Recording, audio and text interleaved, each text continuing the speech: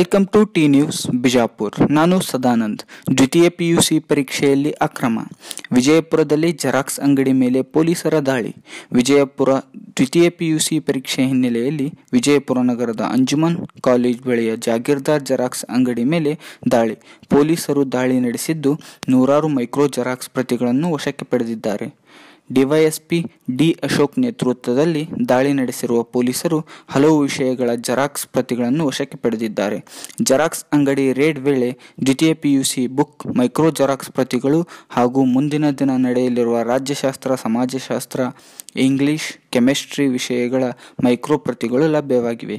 ದ್ವಿತೀಯ ಪಿಯುಸಿ ಪರೀಕ್ಷೆಯಲ್ಲಿ ನಕಲು ಮಾಡಲು ಸಹಕರಿಸುತ್ತಿದ್ದ ಜೆರಾಕ್ಸ್ ಸೆಂಟರ್ ಮಾಲೀಕ ಸಹಕರಿಸುತ್ತಿದ್ದ ಎಂಬ ಮಾಹಿತಿಯ ಆಧಾರದ ಮೇಲೆ ದಾಳಿ ಮಾಡಲಾಗಿದೆ. ದಾಳಿ ವೇಳೆ ಅಂಗಡಿ ಮಾಲೀಕ ಅಸ್ಲಾಂ ಜಾಗೀರ್ದಾರ್ ಸ್ಥಳದಿಂದ ಪರಾರಿಯಾಗಿದ್ದು, ಜೆರಾಕ್ಸ್ ಸೆಂಟರ್ನಲ್ಲಿ ಕೆಲಸ ಮಾಡುತ್ತಿರುವವರನ್ನು ಪೊಲೀಸರು ವಿಚಾರಣೆ ನಡೆಸಿದ್ದಾರೆ. ಜೊತೆಗೆ ಜೆರಾಕ್ಸ್ ಮಷಿನ್ ಪೊಲೀಸರ ವಶಕ್ಕೆ ಪಡೆದಿದ್ದಾರೆ. ಇಂದು ಐಚ್ಛಿಕ ಕನ್ನಡ ಹಾಗೂ ಗಣಿತ ಪರೀಕ್ಷೆ ನಡೆಯುತ್ತಿದ್ದವು. ವಿಶೇಷ ಸುದ್ದಿಗಾಗಿ ನೋಡ್ತಾ ಇರಿ ಟಿ ನ್ಯೂಸ್ ಬಿಜಾಪುರ್.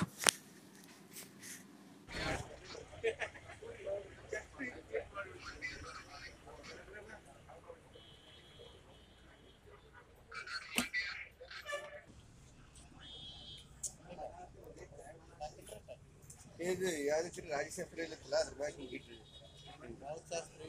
ಇಲ್ಲ ಸುಮ್ ಹಿಂಗೆ ಮ್ಯಾಗ ಬಿಟ್ಟು